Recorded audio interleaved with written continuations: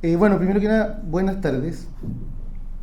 Quisiera agradecer ante todo la presencia de María Olga Mate, Alberto Curapel y Mauricio Rodolés por estar aquí presentes hoy. También quisiera hacer mención y agradecimiento a los artistas que colaboraron con la realización de los dibujos para los cuadernillos,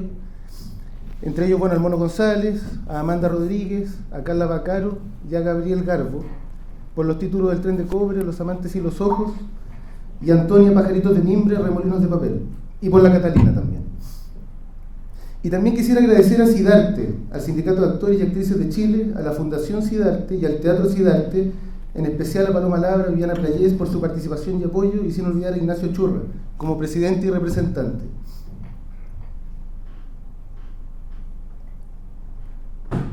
Bueno, estuve pensando harto este último tiempo, ya que se acercaba la fecha, en vista de este lanzamiento. Y hay un tema que me interesa abordar para dar inicio, y es justamente que el cuestionamiento de lo que este lanzamiento significa.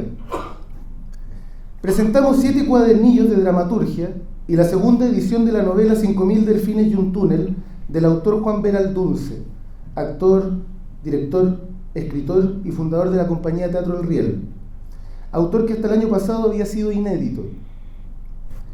La labor de Juan Vera es reconocida en el ámbito político, social y teatral, en espacios no convencionales, alternativos y de posición política estratégica como punta de cañón en resistencia a la dictadura, en función de los trabajadores y, posteriormente, resistencia aún en una transición que no se hace cargo de derechos humanos y memoria y se desmoviliza. Estamos hablando de los años 90.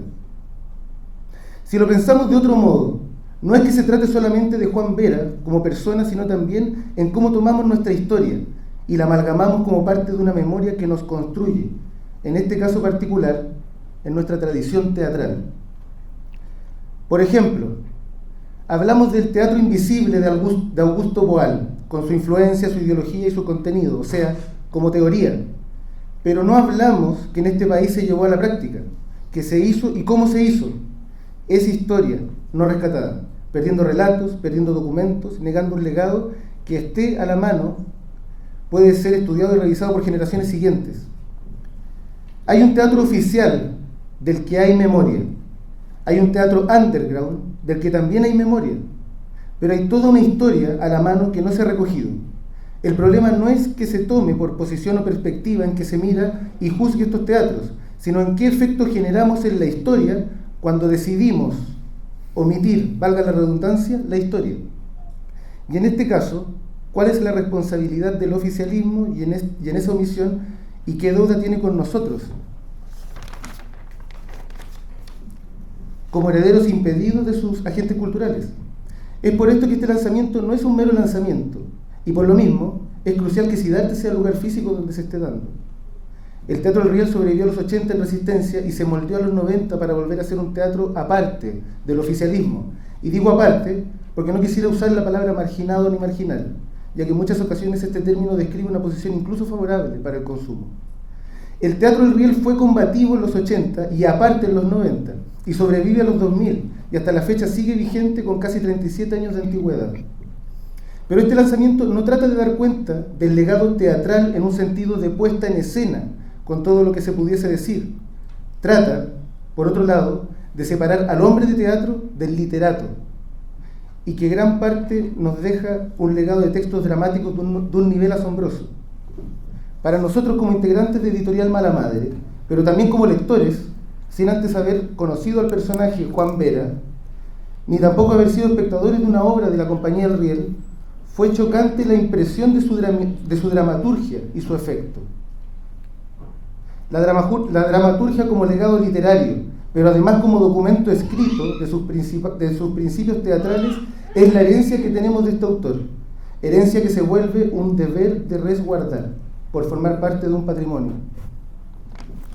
Para cerrar, hay 4 puntos que quisiera tocar. Hay que considerar sus piezas de dramaturgia como hitos literarios, tanto por la contextualización histórica, lo que significaba para su tiempo y para el actual. Por ejemplo, el gran peso que tuvo la obra La 504 a principios de los 80, como una obra que muestra a un ferroviario increpando a un agente de la CNI, con el escándalo y el peligro que significaba para la época, pero al mismo tiempo en qué significan hoy para nosotros una obra de esta envergadura, o el Salitre, con respecto a la disputa territorial entre estados, o la Catalina con los problemas vigentes en el mundo de la pesca, o los jubilados de la Isla de Pascua con las AFP. La dramaturgia como gran hito de memoria. Como segundo, por el contenido mismo de cada obra en el problema literario interno, desde el uso de la palabra y su cualidad poética,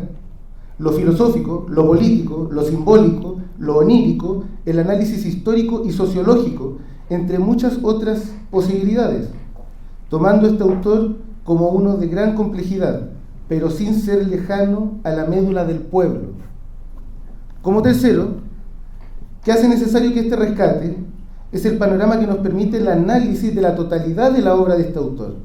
o bien lo rescatado hasta la fecha y su recorrido, desde principios de los 70 hasta el 2002, considerando las obras que no fueron montadas como las inconclusas o las que aún se encuentran en condición de manuscritos, para comprender tanto la evolución literaria a lo largo del tiempo como la preocupación inmutable que persevera constante en el autor. Y como cuarto,